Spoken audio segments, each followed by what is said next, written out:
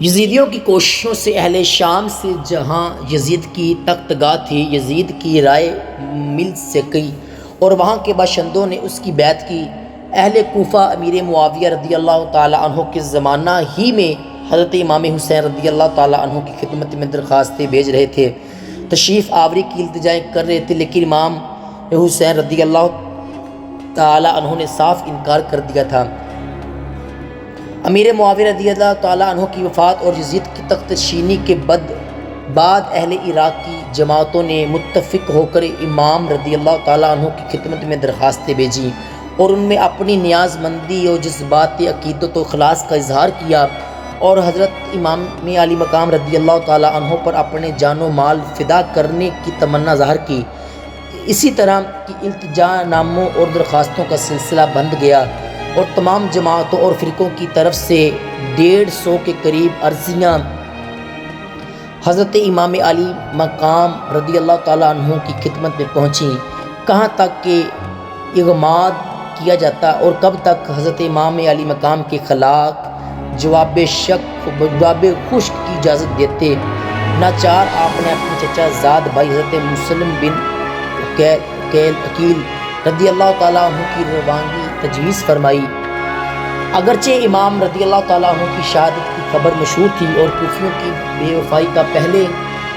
بھی تجربہ ہو چکا تھا، مگر جب یزید بادشاہ بن گیا اور اس کی حکومت و سلطنت دین کے لیے خطرہ تھی اور اس کی وجہ سے اس کی بیعت ناروا تھی اور وہ طرح طرح کی تدبیروں اور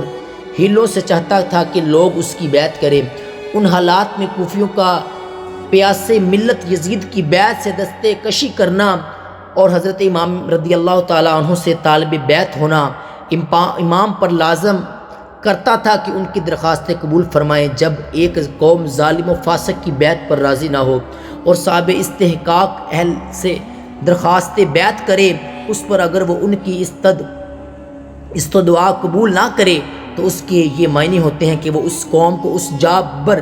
ہی کے حوالے کرنا چاہتا ہے۔ امام رضی اللہ تعالیٰ عنہ اگر اس وقت کوفیوں کی درخواستیں قبول نہ فرماتے تو بارگاہ الہی عز و جل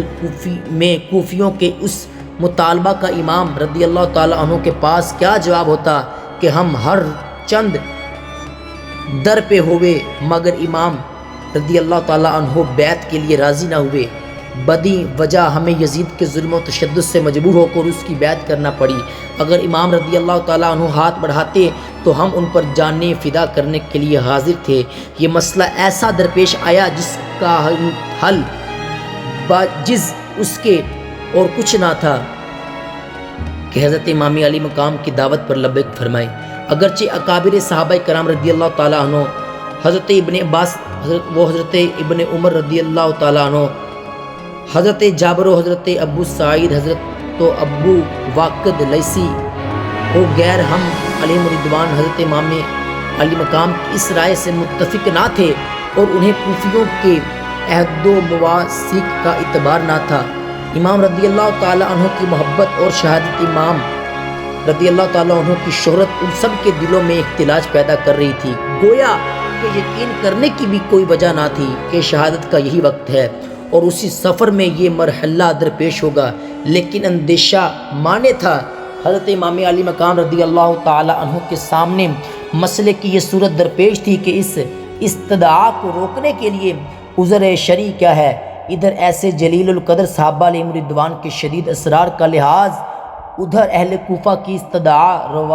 رد نہ فرمانے کے لیے کوئی شرعی عذر نہ ہونا حضرت امام علی مقام کے لیے انتہائی پیچیدہ مسئلہ تھا، جس کا حل بجز اس کے کچھ نظر نہ تھا کہ پہلے حضرت امام مسلم رضی اللہ تعالیٰ عنہ کو بھیجا جائے۔ اگر کوفیوں نے بدعہدی و بے وفائی کی تو عذر شرعی مل جائے گا اور اگر وہ اپنے عہد پر قائم رہے تو صحابہ کو تسلی دی جائے گی۔